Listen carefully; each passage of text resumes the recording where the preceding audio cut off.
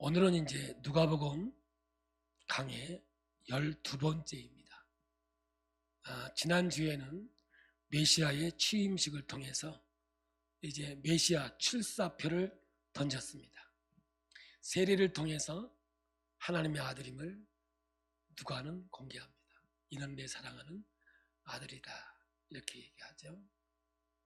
또 족보를 통해서 첫 번째 아담과 두 번째 아담 예수 그리스도가 죄 없이 이 땅에 오셨고, 그리고 첫 번째 아담은 불순종으로 인해서 죄와 사망이 왔다면, 이제 두 번째 아담 예수를 통해서는 순종을 통해서 영원한 영생을 회복하는 희년의 역사를 이사야서 61장을 통해서 지난주에 누가가 예수를 말씀할 때 취임식이고 출사표를 얘기하는 거죠.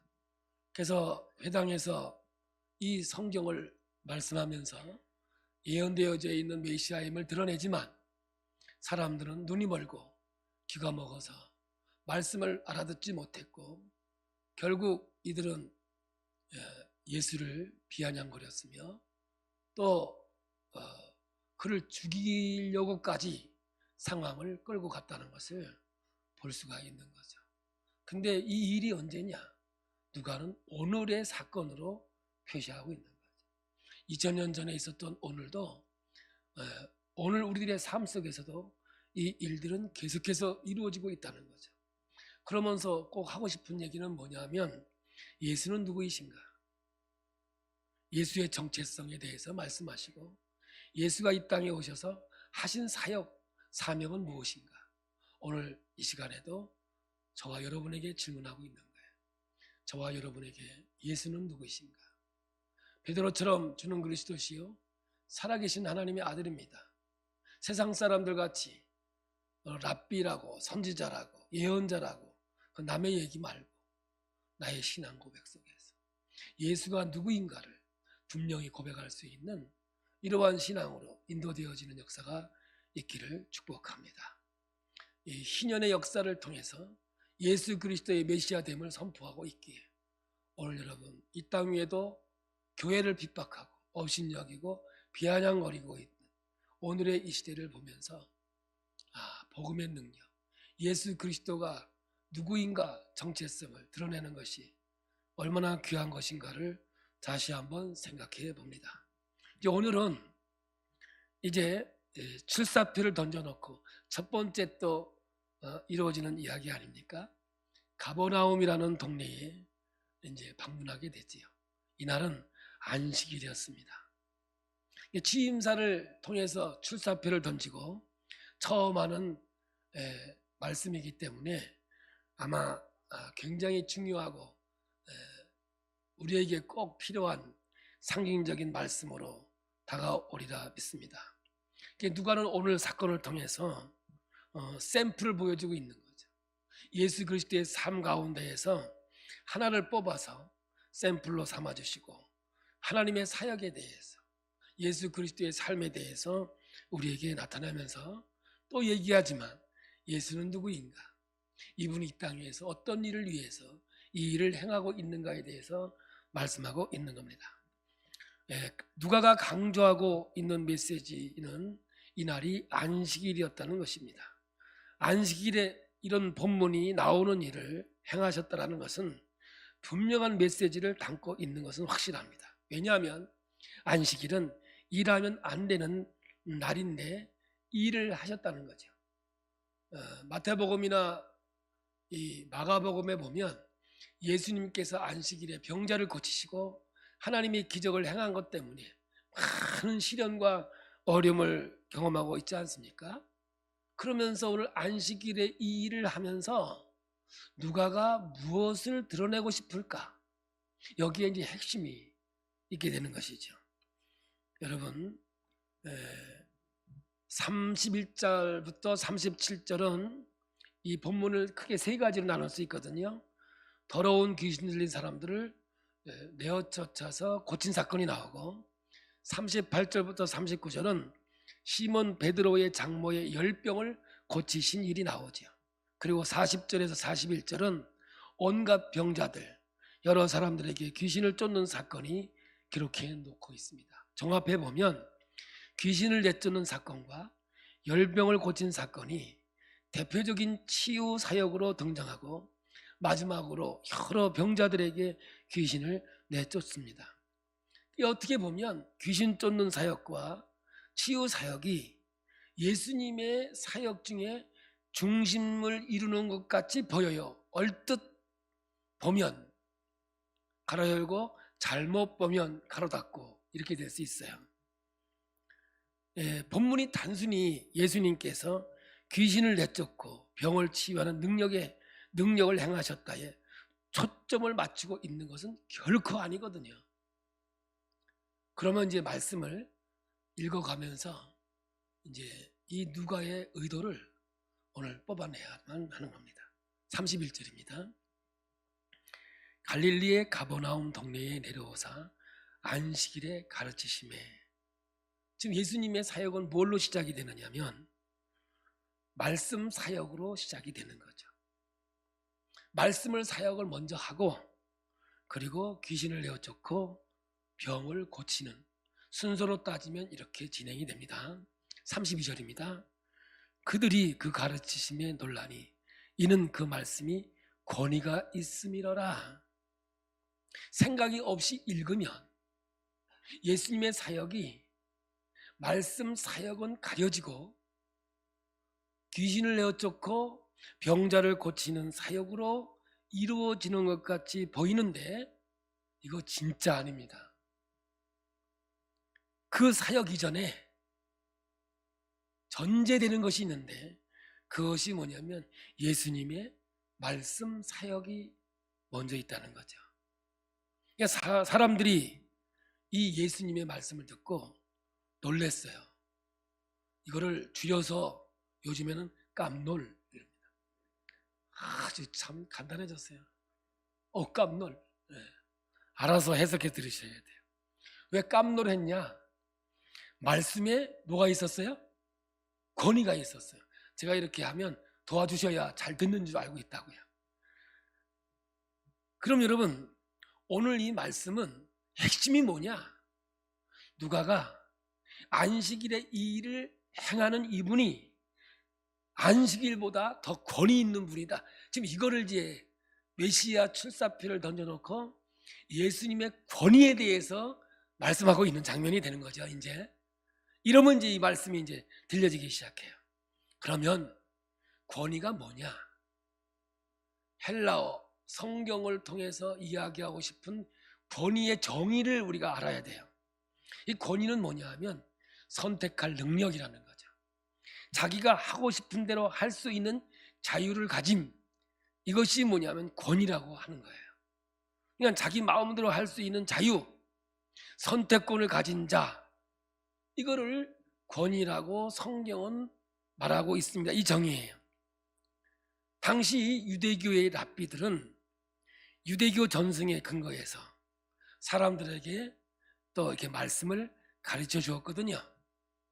그런데 그 랍비나 이 서기관들이 얘기할 때 그냥 얘기 안 했어요. 그 말씀의 권위를 입히기 위해서 옛날에 어떤 랍비가 말하길 뭐 이렇게 되는 거죠. 우리는 예수님께서 말씀하시길, 이게 권위가 있는 거죠. 말씀에. 아니세요? 근데 뭐 공자왈, 제가 여기서 공자왈 한번 써본 적은 없을 것 같아요. 맹자왈 저는 쓰지 않았을 것 같아요. 근데 세상 사람들은 자기가 이렇게 좀 뭔가 드러내기 위해서 권위를 갖고 얘기하기 위해서는 하여간 위인들을 데리고 오죠. 누가 말하기를 할 때 그 말에 권위가 있다는 것이죠. 이렇게 이 서기관과 이 바리새인들과 랍비들은 유대교의 전통적인 사람들을 근거로 두고 이야기를 했어요. 예를 들어서 예수님은 하나님의 아들이시래. 그러면 누가 그러대? 물어볼 거 아니야? 우리 엄마가. 물론 자식한테는 권위가 있는지 모르지만 남들한테는 그 권위는 인정이 안 되죠. 그렇죠? 옆집 아저씨가 그래. 이게 뭐 말씀의 권위가 있는 게 아니죠. 제가 여기 서서 성경을 읽고 해석하는 것은 하나님이 저에게 권위를 주신 거예요. 저는 노아노예요. 저는 우리 집 가면 막내예요. 우리 형님들이 저한테 목사님 이래 안 해요. 마누야 이러지. 근데 요즘은 또 예수 믿으니까 너 목사 님은 안 붙여요. 너 목사 뭐 그래. 그러다가 성질나면 저는 우리 집에 가면 권위가 없어요. 옛날에 전도하면요 우리 형님들이 니나 잘 믿어 이러고 막 그랬다고. 왜냐 나는 막내이니까 권위가 없어. 그러나 제가 여기 섰을 때는 예수의 이름으로 안수받은 자로서, 이걸 우리 기름 부음 받았다 그러잖아요, 그죠? 부름 받은 자로서 섰기 때문에 제가 하는 말에는 권위가 있는 거예요. 사람의 말이 아니라 하나님 말씀의 권위가 있는 거 아니겠어요? 권위는 출처가 확실해야 돼요.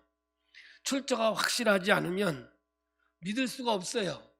믿을 만하지가 않은 거죠. 논문을 쓸 때도 정말 중요한 것은 뭐냐면 각주예요, 각주. 그러니까 여러분들 하나님 말씀을 이렇게 적을 때도 성경 몇 장 몇 절 이렇게 해야 되는데, 어떤 사람들은요, 제가 설교한 거거든요. 제가 설교했어요, 들었어요, 은혜 받았어요. 그러면 그래서 지난주에 목사님이 설교할 때 이래야 되는데, 영적으로 조금 교만한 사람들이 있어요. 하나님이 자기한테 말씀하셨대요. 그리고 꿈속에서 나타났다든지.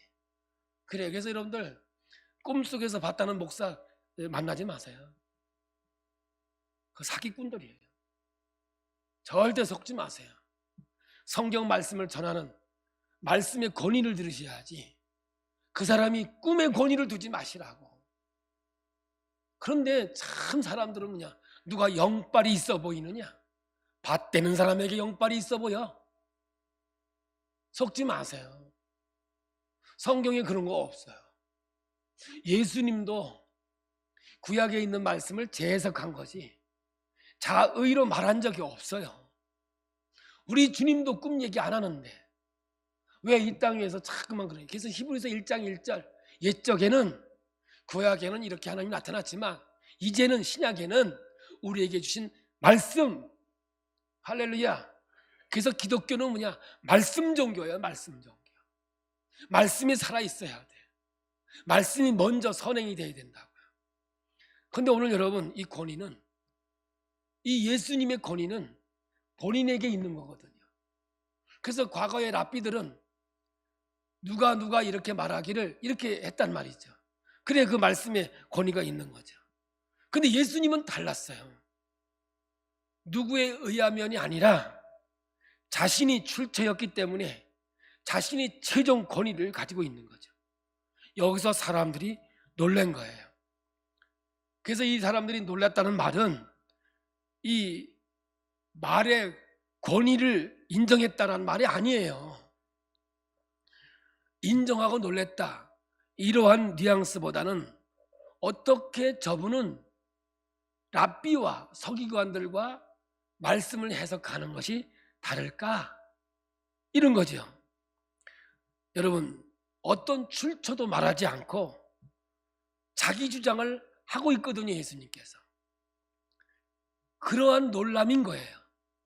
그러니까 여기서 성경에서 놀란 것은 그 말씀을 듣고 깨달아서 그 말씀이 신비해서 놀란 게 아니라, 이 놀람은 어떻게 저렇게 해석이 다르냐, 다른 랍비는, 다른 서기관들은 누가 말하기를 이렇게 해서 권위를 가지고 말했는데 이분은 자기가 말하는 거예요. 자기가 권위니까요. 여러분, 지난주에 이사야 61장을 가지고 말씀하니까 사람들이 뭐라 그래요? 요셉의 아들이 아니냐, 저 목수의 아들 아니냐, 내가 저 크는 걸 다 봤는데, 그러면서 비아냥거리지 않았습니까? 오늘도 마찬가지거든요. 사람들이 예수의 가르침에 놀랐다라는 표현은 랍비와 서기관들과 다르게 말씀했다라는 뜻이거든요. 근데 마태복음에 보면 예수님의 가르침이 랍비와 서기관과 다른 것을 확실하게 드러내고 있습니다. 마태복음 5장 21절 22절을 산상수훈인데요, 어떻게 예수님은 말씀을 해석하는지 보겠습니다. 옛사람에게 말한 바 살인하지 말라, 누구든지 살인하면 심판을 받게 되리라 하였다는 것을 너희가 들었으나, 이제 구약의 말씀이죠. 그런데 22절에 뭐라고 그래요? 읽어봐요. 나는 너희에게 이르노니. 누가 베드로가 말하노니 누가 그런 말 안 써요, 예수님은. 왜? 자신이 권위였기 때문에, 자기 마음대로 할 수 있는 분이었기 때문에, 이 권위의 상징이거든요. 그래서 나는 너희에게 이르노니 형제에게 노하는 자마다 심판을 받게 되고, 형제를 대하여 라가라 하는 자는 공에 잡혀가게 되고, 미련한 놈이라 하는 자는 지옥불에 들어가게 되리라. 이스라엘의 전통과 전혀 다른 해석을 해내시는 걸 볼 수가 있습니다. 계속해서 성경을 해석하면서 나는 너에게 이르노니, 내가 다시 말하노니, 이러한 권위를 가지고 말씀을 전하고 있는 거죠. 이 이야기는 뭐냐면 유대교의 전통을 깨트리는 겁니다. 구약이 잘못됐다는 게 아닙니다. 그 전통을 깨고 있는 거죠. 그래서 이 말씀을 다시 자기를 중심으로 해서 이 말씀을 전하고 있는 거예요. 언제? 안식일에. 그 안식일보다 권위 있는 분이 누구냐? 예수 그리스도다. 지금 누가복음은 이거를 우리에게 이야기하고 있는 것이죠. 그래서 전승과 전통을 따르지 않고 자신이 자기 마음대로 하실 수 있는 자유를 가지신 분, 권위라고 하는 거죠. 자신이 가장 확실한 출처가 되는 분이라고 하는 거예요. 구약을 이렇게 새롭게 해석할 수 있는 분, 이분이 바로 새로운 권위가 등장하고 있는 거죠. 마태복음 7장 28절 29절입니다. 예수께서 이 말씀을 마치시매 무리들이 그의 가르치심에 놀라니, 이는 그 가르치시는 것이 권위 있는 자와 같고 그들이 서기관들과 같지 아니함일러라. 이렇게 말씀의 권위가 남달랐습니다. 그래서 사람들이 놀란 거거든요. 여러분, 놀래기만 했지 예수님을 메시아로 인정했다는 것 아닙니다. 은혜가 됐다는 말도 아닙니다. 뭔가 다른 권위를 가지고 있다, 이것에 놀라워하고 있을 뿐이죠. 그러나 예수님의 권위를 인정하기에는 뭔가 증명이 필요했던 것이죠. 누구든지 어떤 주장을 할 수 있지만 증명할 수 있는 것이 없으면 아무 의미가 없는 거 아니겠어요? 예수님이 나는 이런 권위를 가지고 있다. 그럼 권위를 가지고 있는 걸 뭔가를 보여줘야 권위가 있어 보일 거 아닙니까? 나는 그렇다 했으니까. 아니, 옛날에 어떤 랍비가 말하기를 하면 그 사람의 권위는 인정되지만 예수님은 스스로 권위를 가지고 말씀하고 있는 거 아니에요. 예를 들어서 나는 하늘을 날아다닐 수 있다. 그러면 사람들이 저한테 그럴 거 아니에요. 미쳤냐고. 네가 뭘 하늘을 나르냐. 한번 날아봐. 그럴 거 아니겠습니까? 그 주장 얼마든지 할 수 있지만 그것을 증명할 수 있느냐, 그 말이죠. 이게 이제 진짜 문제로 등장하는 거 아니겠습니까? 여러분, 예수의 말씀 사역은 자신이 메시아 되심을 선포하는 내용이었습니다. 엠마오로 가는 제자들에게도 성경을 풀어주는데 누구 얘기예요? 그 성경에 기록된 것은 나에 대한 이야기다, 이렇게 말씀을 풀어주니까 그럴 때 그들의 마음이 뜨거워졌다라고 성경은 기록하고 있어요. 이렇게 자신이 메시아됨을 증명할 것이 필요한 것이었죠. 그래서 증명이 필요하기 때문에 본문에 나오는 일들을 하신 거예요. 이런 일들을 보니까 구약에서 예언되어진 이분이 바로 이 메시아가 맞구나, 확실하다, 이거를 증명할 수 있는 거 아니겠습니까? 그런 차원에서 등장하는 것이 귀신을 내어쫓고 시몬의 장모의 열병을 고치고 각종 질병을 고치는 일이었던 겁니다. 누가복음 4장 18절로 다시 돌아갑니다. 우리 함께 봉독합니다. 주의 성령이 내게 임하셨으니 이는 가난한 자에게 복음을 전하게 하시려고 내게 기름을 부으시고 나를 보내사 포로된 자에게 자유를, 눈먼 자에게 다시 보게 함을 전파하며 눌린 자를 자유롭게 하고 주의 은혜의 해를 전파하게 하려 하심이라 하였더라. 보니까 주의 성령이 내게 임하셨으니 이는 가난한 자에게 복음을 전파하려고 내게 기름을 부으시고 나를 보냈다는 거죠. 그 증거로 뭐가 나타나느냐면 포로된 자에게 자유를, 눈먼 자에게 다시 보게 함을, 눌린 자에게 자유롭게 하려고 나를 보냈다. 이것 아니겠습니까? 여기서도 뭐니 선행이 복음 전도죠. 말씀 선포가 되는 거죠. 신인에 대한 이야기지만 귀신에게 잡혀서 지배당하는 자들, 더러운 영에 눌려있는 사람들, 질병에 눌려있는 이들을 자유케 해주는 사역들, 이런 일들이 예수님을 통해서 이루어지고 있다는 것은 구약에서 메시아에 대한 예언이 성취되고 있음을 목격하고 있는 거죠. 세례 요한이 감옥에 갇혔습니다. 예수가 분명히 메시아인지를 자기도 잘 모르겠는 거예요. 그래서 제자들에게 질문합니다. 가서 오실 그이가 당신입니까? 물어보라고 한 거예요. 그때 오늘 이 이사야서 61장을 이야기해 주는 거예요. 가서 세례 요한에게 이 이야기를 들려주니까 이 세례 요한은 이분이 바로 메시아임을 말씀을 통해서 알게 되는 것이죠. 자, 메시아의 취임식 출사표를 던졌습니다. 나는 이런 사역을 할 것이다. 아주 요약해서 정리해 놓은 것을 선포하면서 이 누가복음 4장 전반부에 배치해 놓고, 그리고 그것이 어떻게 진짜인지 가짜인지 사실인지를 이제 말씀하고 있는 것이죠. 그게 뭐겠습니까? 말씀 사역을 한 후에 귀신을 내어 쫓고 각종 질병을 치유하는 거죠. 스가랴 13장 2절에서도 이 말씀을 하고 있습니다. 만군의 여호와가 말하노라. 그날에 내가 우상의 이름을 이 땅에서 끊어져 기억도 되지 못하게 할 것이며 거짓 선지자와 더러운 귀신을 이 땅에서 떠나게 할 것이다. 그날이 뭐예요? 종말의 때죠. 메시아가 등장하는 그날입니다. 더러운 귀신을 떠나게 하는 종말이 다가오겠다는 거죠. 약속이 성취되고 있다는 거죠. 메시아가 이 땅에 오셨다는 것이 증명이죠. 그런 차원에서 오늘 우리가 본 이 말씀에서의 사역이 되는 겁니다. 모든 귀신을 내어쫓고 각종 질병을 고치는 사역, 그 자체로는 별 의미가 없는 겁니다. 사람은 고쳐도 또 병이 들고요, 죽은 나사로도 살려놔도 또 죽습니다. 물론 병든 자를 예수님은 안타깝게 여기십니다.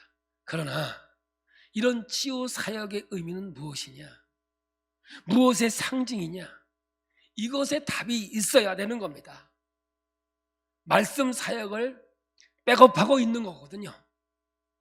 말씀에서 가르친 내용이 시범적인 역할로 보여지고 있는 거예요. 다시 누가복음 4장 33절에 35절로 돌아가 보시면 그런 이해 가운데 그런 사역의 내용을 보여주십니다. 귀신을 내어 쫓습니다.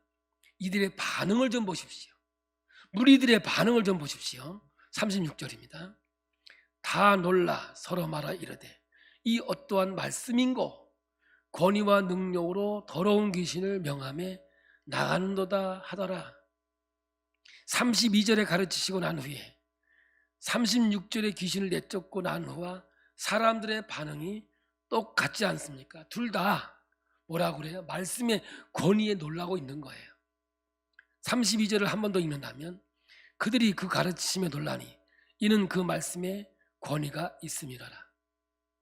여러분, 귀신을 내쫓는 사역은 그 자체로만이 아니라 말씀에 대해 나타남이니까 이것이 어떤 말씀인고 이 말씀에 무엇이가 있는 것 같다, 그러면서 말씀에 대한 권위와 능력에 놀라워하는 거거든요. 재미있는 것은 이 사람들이 놀랍다 하는 것이 믿게 되었다 그런 말 아니에요. 기적의 사건들, 치유 사역이 있고는 사람들이 놀라기만 했어요. 예수님이 누구이신지에 대해서는 아직도 제대로 알지 못하고 확신하지 못했습니다. 적어도 아직은요. 예수님께서 말씀 사역 이후 가르치신 것의 주된 내용은 자신이 메시아됨에 관한 것이었습니다. 그리고 그것을 증명하기 위해서 귀신을 내어쫓고 치유 사역이 등장한 것이거든요. 그런데 사람들은 여전히 어둠 가운데 있었습니다. 왜냐하면 치유 사역과 말씀 사역이 연결이 안 돼 있는 거예요. 오늘날도 귀신 쫓고 치유 사역이 많이 일어납니다.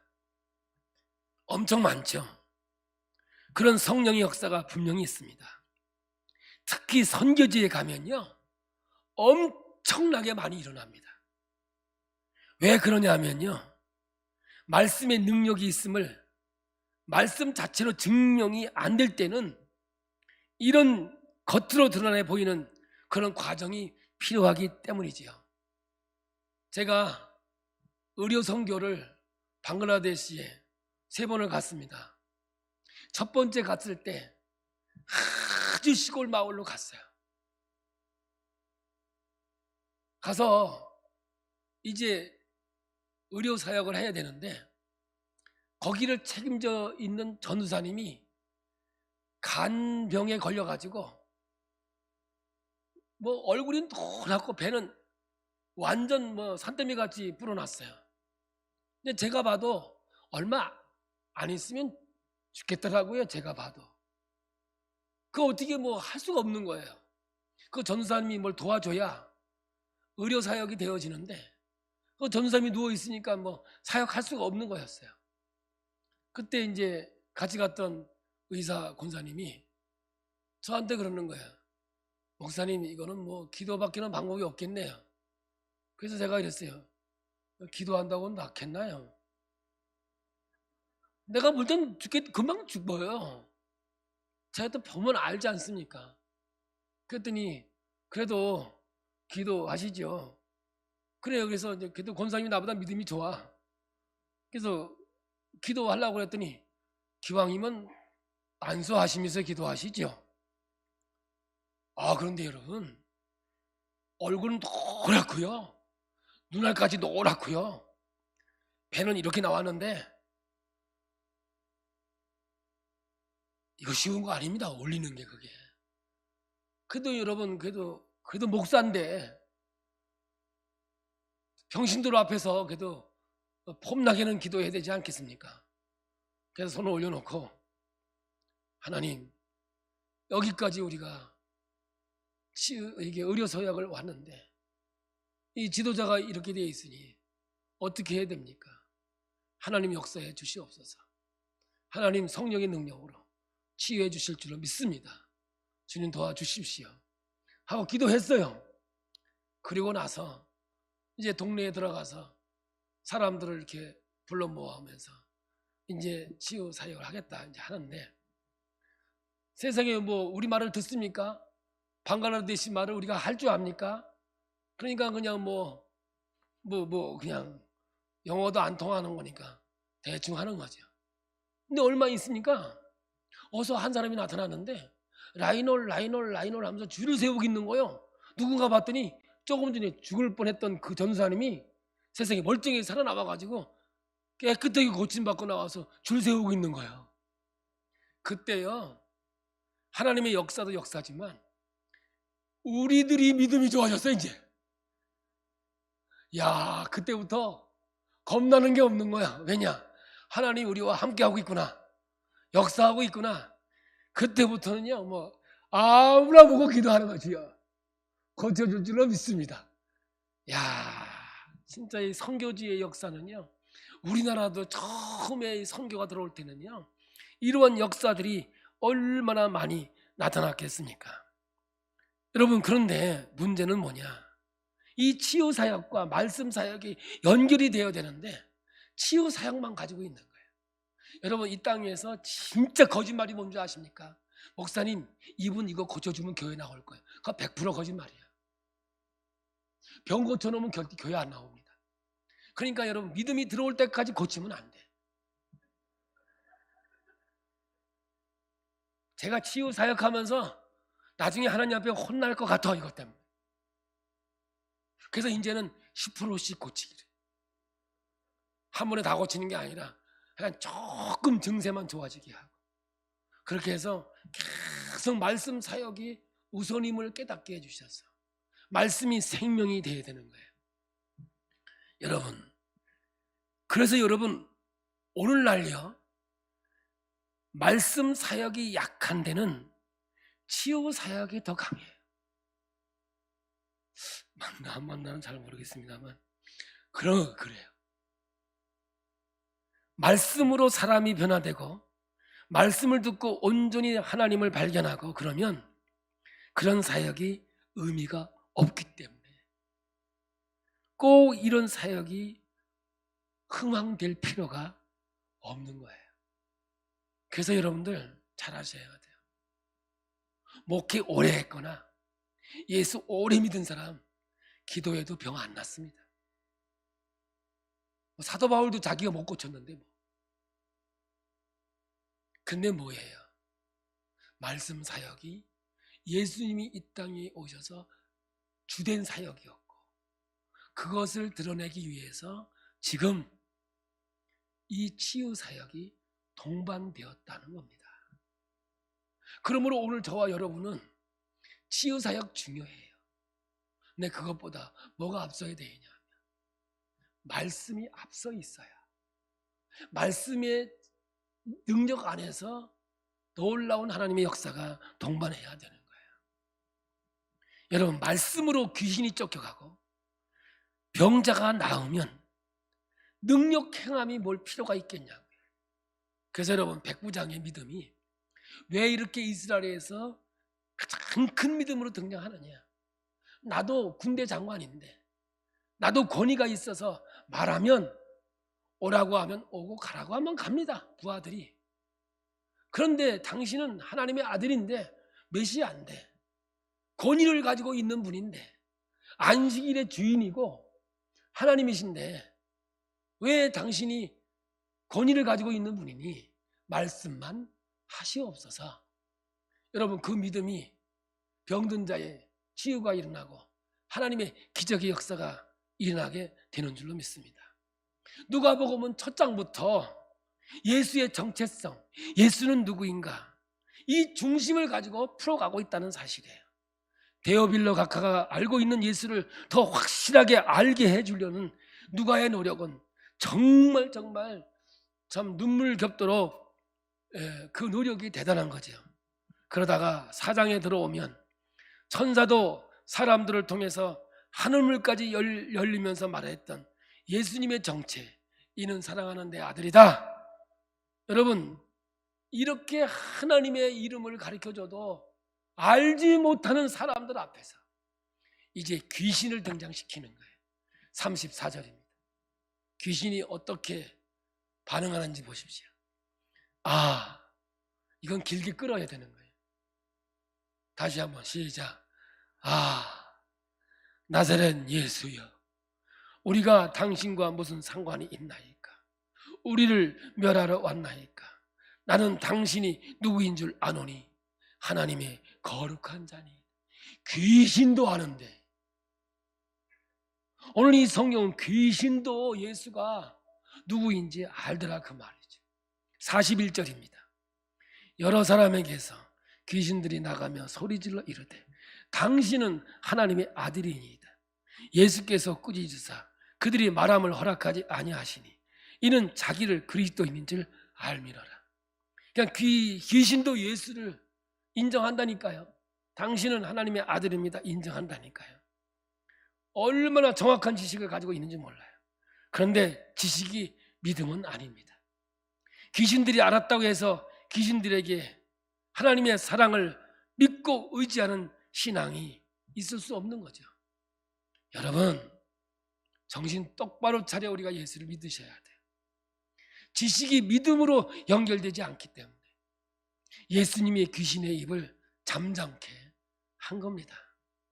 귀신들을 통해서 예수님의 정체가 사람들에게 전해지는 것을 원치 않았습니다. 그리고 아직 때가 아니었기에 귀신들에게 말하는 것을 허락하지 않으셨습니다. 귀신들이 아는 지식은 아무것도 아닌 겁니다. 그러니까 귀신들을 향해서 예수님이 입 닥쳐 이렇게 외치고 있는 거죠. 그러면 사람들은 어떻게 반응합니까? 이런 일들이 있은 후 사람들이 반응합니다. 42절입니다. 날이 밝음에 예수께서 나오사 한적한 곳에 가시니 무리가 찾다가 만나서 자기들에게서 떠나시지 못하게 만류하려 하며, 한적한 곳이 하나님과 교통하는 장소이지요. 저와 여러분은 한적한 곳, 골방이 있어야 됩니다. 그래서 하나님과 만남이 있어야 되고 교제가 있어야 되죠. 무리가 한적한 곳에 예수님을 찾아왔습니다. 그리고 뭐라고 부탁을 하냐면 자기들에게서 떠나지 말라고 만류합니다. 왜 그랬을까요? 이분이 하나님의 아들이라서, 메시아라서 전혀 이들은 지식은 있었으나, 이사야 61장에 메시아가 누구인지는 알았으나 이 예수님과 이 말씀을 연결을 시키지 못했어요. 귀신들의 반응, 귀신들도 예수가 누구인 줄 알잖아요. 그런데 사람들의 반응은 뭔 줄 아십니까? 예수가 누구인 줄 아는 게 아니란 말이에요. 이게 누가복음의 제일 안타까운 게 이 말이에요. 예수의 권위는 안식일 날도 마음껏 할 수 있는 자유를 가진 분이에요. 이게 권위 있는 분이거든요. 근데 귀신도 알고 있는 이 예수를, 이 말씀을 들은 사역 속에서 예수님의 말씀을 들은 이 반응하는 사람들이 예수가 누구인지 모르고 알지 못하면서 우리를 떠나지 말게 해달라는 거죠. 여러분, 이게 좋은 것 같죠? 그런데 아니야. 왜 떠나지 말게 해달라냐? 병 고치고 귀신 내어 쫓으니까 얼마나 자신들에게 유익이 됩니까? 그러니까 예수가 우리에게 유익이 되니까, 필요하니까 떠나지 말라는 거예요. 당신은 여기서 병 고쳐주고 귀신이나 내어 쫓고 우리에게 유익을 주면 되는 거예요. 여러분, 저와 여러분의 반응은 뭡니까?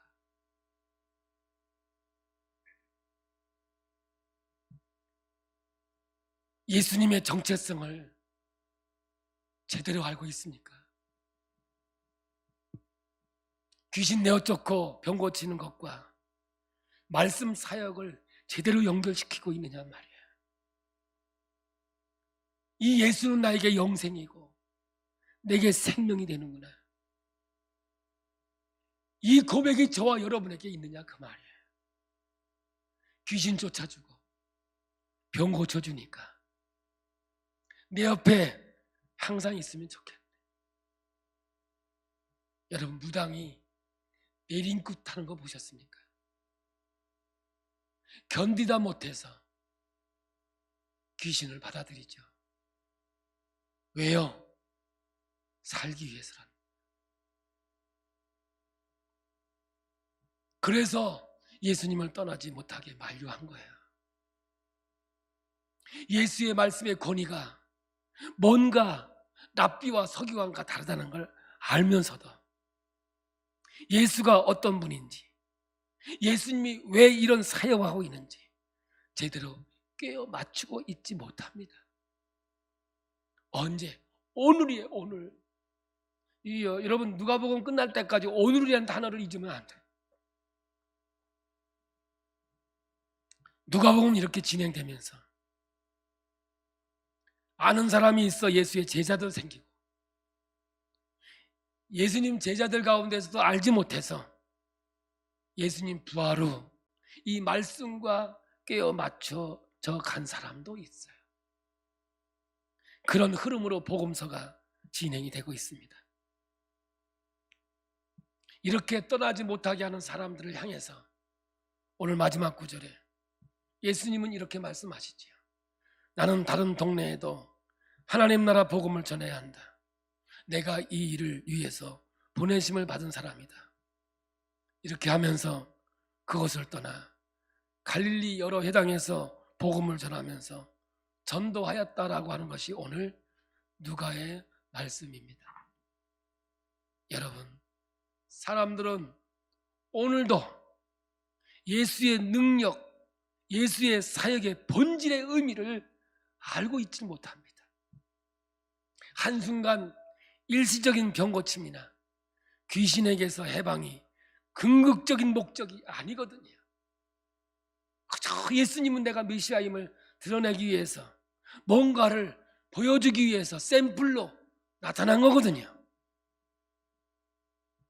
묶인 자를 도와주시고 억눌린 자를 도와주십니다. 그러나 이것보다 능력 행하심이 더 우선되는 것이 있어요. 그게 뭐예요? 복음 전파거든요. 말씀을 전하는 말씀 사역이에요. 그래서 기독교는 말씀의 종교예요. 말씀에 살아 역사해야 돼요. 그 말씀에 들어야 믿음이 생기게 돼 있는 거예요. 여러분, 보는 게 아니에요. 말씀을 들어야 그 말씀이 내게 생명이 되는 거예요. 그러므로 오늘 우리가 말씀을 듣고 복음 전도 사역이 하나님이 우리에게 요구하고 있는 신앙의 삶이 되는 거죠. 그러므로 이 교회의 궁극적인 사역은 예수가 누구이신지 그걸 드러내야 되는 게 교회의 사명이고, 오늘 저와 여러분이 예수 그리스도처럼 복음을 들고 나가서 복음 전하는 것이 하나님의 목적이고 하나님의 인도하심이라는 사실을 말씀하고 있는 거예요. 그러나 그것과는 다르게 귀신을 쫓는 것과 병을 고치는 사역을 통해서 하나님이 아니라 사람의 영광을 받는 것이 이게 얼마나 안타까운지 몰라요. 예수 그리스도가 유명해지고 예수 그리스도가 존귀와 영광을 받으셔야 되는데 이 치유 사역, 이것을 통해서 자꾸 사람이 영광을 받는 것을 보아주는 거예요. 제가 그래서 이런 말을 해요. 저는 건강을 얘기하지 않습니까? 그죠? 건강을 얘기하잖아요. 어떨 때 이런 생각이 들어요.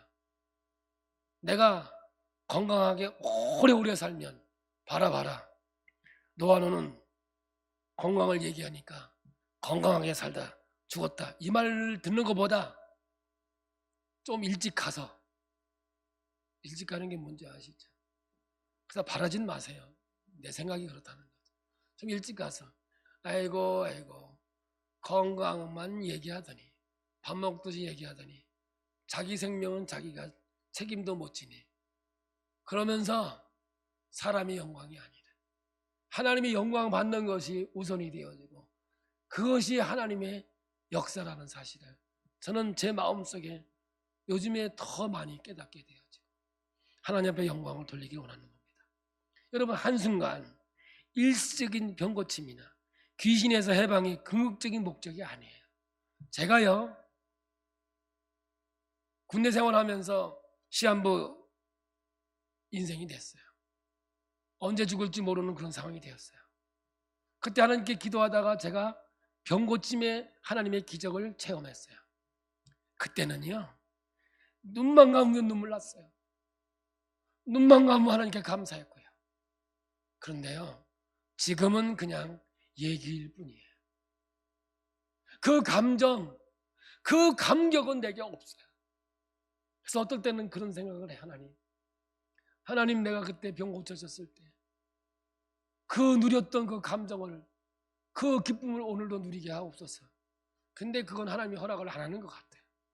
근데 요즘은 말씀을 또 강해하면서 그거보다 더 큰 기쁨이 내게 밀려오는데, 말씀을 읽고 말씀을 깨닫는 그 순간에 와지는 이 기쁨이 너무 큰 거예요.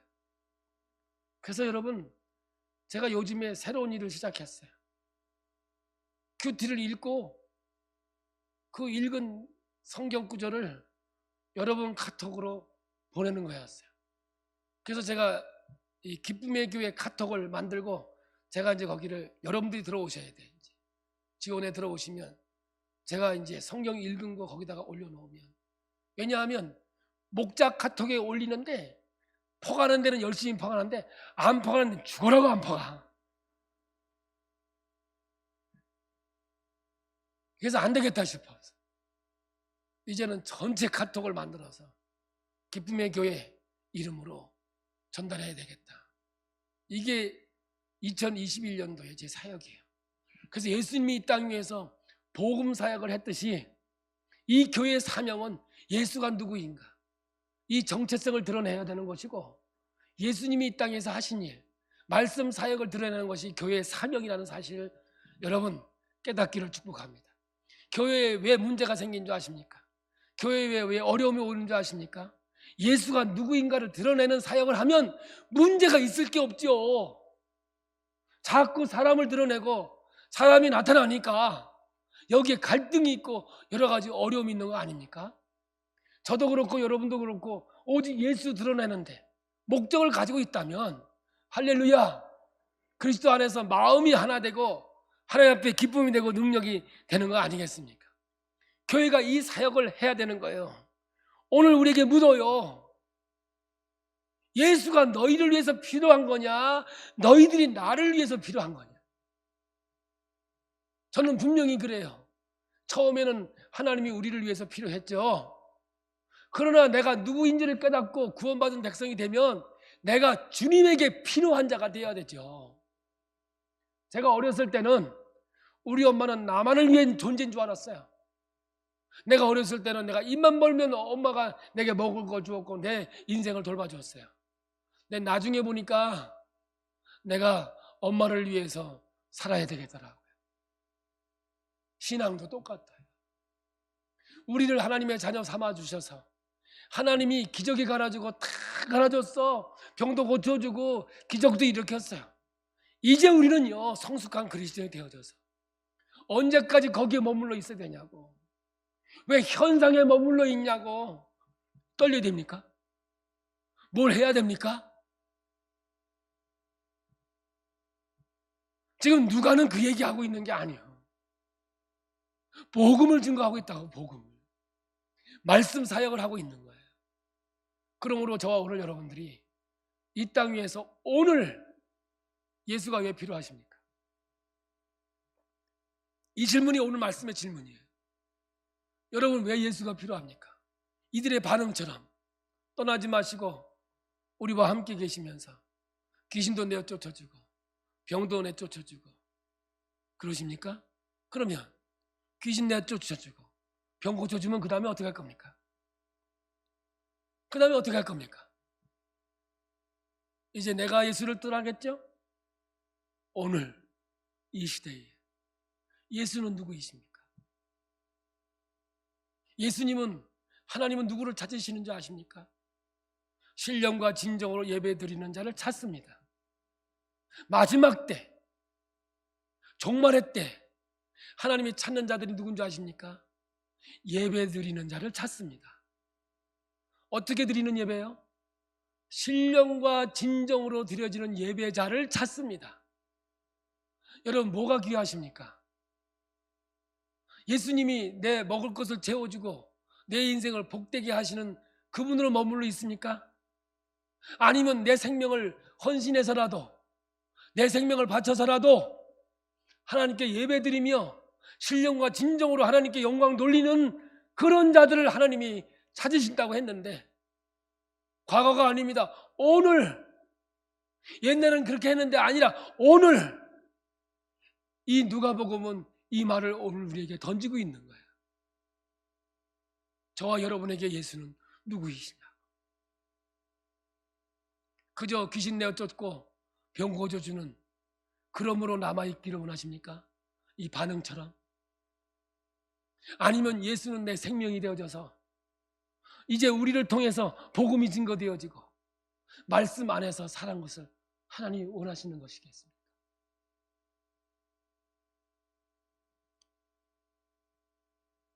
저는 목사입니다. 성경을 보고 오늘날 재해석하면서 하나님의 권위의 말씀을 가지고 오늘 선포하고 있습니다. 저는요 이렇게 믿고 싶습니다. 지금 우리 어린아이들이 교회 못 나옵니다. 부모님이 안 보내주겠지요. 뭐 나라에서도 막고 있는 것도 있을 겁니다. 그러나 이렇게 가면 제가 볼 때 우리 자녀들 다 망합니다. 그래서 깨닫기는 믿는 자들이 이렇게 자녀들을 길렀다간 큰일 나겠구나. 어떻게든지 교회를 보내야 되겠구나. 이때 아멘이 팍 나와야 돼. 야, 이거 안 되겠구나. 이렇게 내 자녀들을 길렀다가 큰일 나겠구나. 다시 얘들을 어디로 보내야 되겠다? 교회로 보내야 되겠구나. 말씀을 듣고 말씀 사역에 바로 살아야만 되겠구나. 할렐루야. 비대면을 예배드리다가 내가 이렇게 해다 내가 죽겠구나. 내가 이렇게 해다 말씀을 듣다가 이러다가 죽을 거 아닌가. 내가 생명을 걸어서라도 신령과 진정으로 드려지는 예배가 돼야 되겠구나. 이 결단이 오늘 우리에게 있어야 된다는 사실입니다. 우리에게는 시련이 오겠지요. 때로는 환난도 올지도 모릅니다. 아차하는 순간에 두주 폐쇄당할지도 모릅니다. 그러나 하나님은 우리를 아시는 거야. 말씀의 능력 안에서 모든 것들을 연결시켜 나갈 때 하나님의 기적이 있고 역사가 있는 것이거든요. 사랑하는 우리 기쁨의 교회 성도 여러분, 우리 언젠간 죽습니다. 나사로도 또 죽었을 거예요. 내가 본 적이 없으니까 지금. 우리도 언젠가는 이 세상을 떠나죠. 이게 중심이 아닙니다.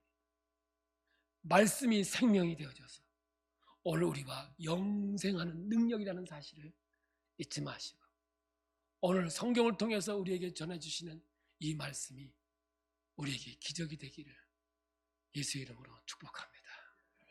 눈을 감아 보시겠습니다. 예수가 나에게 있어서 누구이시냐고 질문합니다.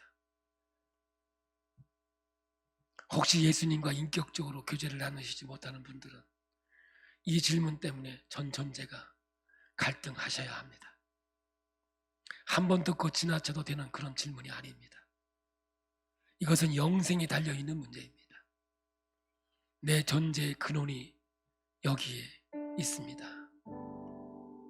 예수님은 누구이시며 예수는 나에게 있어서 누구이십니까? 과연 주님은 살아계신 주님의 아들이십니다. 주님은 육신을 입고 우리와 같이 되셔서 내가 불순종하고 내가 죄를 짓는 부분에 있어서 주님이 순종을 하셔서 대신 십자가에서 못 박혀 피 흘려 돌아가신 그리스도이십니다. 이것이 여러분에게 가능하신지요? 그렇게 죽으시고 사흘 만에 부활하셔서 죽음을 이기신 나의 구세주, 나의 하나님이시라 그 고백이 가능하십니까? 그렇게 답하지 못하시면 하나님 앞에 엎드리십시오. 그리고 예수님이 나의 주님이시라면 내 삶이, 내 생활이 어떠해야 하는지, 하나님 앞에서 나의 순종은 어떠해야 하는지 그런 질문에도 답하셔야 할 겁니다. 이런 질문을 가지고 깊이 하나님과 아름다운 교제가 있으시길 바랍니다. 단순히 예수님은 내 삶을 평탄케 하시고 스트레스를 풀어주시고 내 병 고쳐주시고 그런 분이신지, 나의 유익을 위해 주님을 계속 떠나지 말게 하는 그런 수준에 머물러 있는지 질문하시고 여러분 솔직하게 하나님 앞에 답하실 수 있기를 축복합니다. 여러분에게 예수님은 누구이십니까? 우리 이 시간 찬양합니다.